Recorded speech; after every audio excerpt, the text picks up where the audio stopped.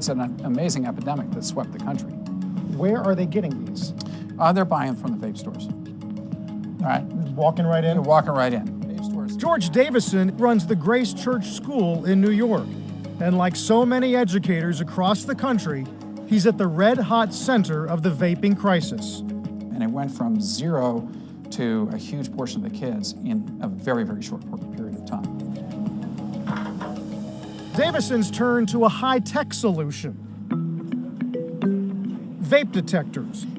Installed in bathrooms and locker rooms, they can pick out the signature odor of e-cigarettes. Davison and his staff showed us what happens when a detector goes off. The security guards down at the front desk, the head of the high school, the head of technology in this building, and I get a text every time one of the detector goes off. The security guard runs the video back on that camera and logs in who just went into the bathroom. What happens to me if I'm caught? If you're the first time you're caught, you're suspended from school. But a second time is potentially an expulsion. Really? 2 times? Yeah. We want them to know that this is a very serious health problem.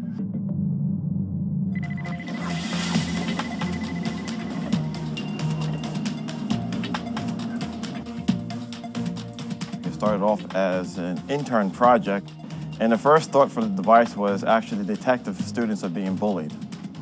And then in doing that, schools also asked if we can actually help them with their vaping problem. And so we went ahead and started designing sensors to detect if kids are vaping in locations where you can't put cameras or microphones. That's typically a bathroom or a locker room.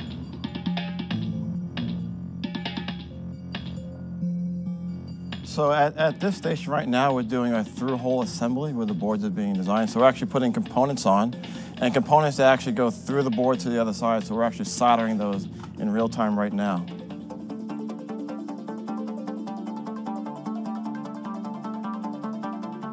We have an LED sensor or LED light that allows the installer to know the different stages of the device. We actually here we have a gas sensor that's actually collecting the emissions in the air. And then here we have a decibel level sensor that's monitoring overall sound quality in a given location.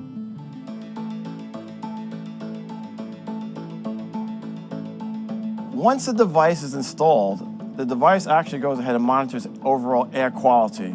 And looking at air quality, we define what we call signatures in the air. So we're looking at various VOCs, volatile organic compounds. And as we see these different compounds in the air, we're defining what we define as a vaping signature. So in the earlier days, when the kids had the old-fashioned e-cigarettes or vaping mods, they would call it, usually you'll see a bigger vaping cloud that would come out. And now with the advent of the Juuling device, or devices like that, a small form factor, kids are actually able to vape, and you may or may not see the vape visible to the eyes.